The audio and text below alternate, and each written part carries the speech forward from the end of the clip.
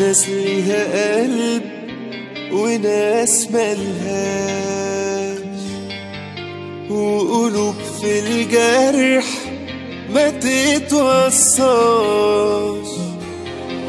وانا وانت يا قلبي هنعمل ايه؟ براءتنا بجد ما بتفيدناش. لازم نقسى عشان نتعامل. شوف كم واحد فيهم عامل طيب بس حقيقته العكس، وما تعلمناش ببلاش. مالك مفهوم وتبص لحالك وتشوف منهم اللي جرالك. بنعاشر ناس في وجعنا ما بنشوفهاش.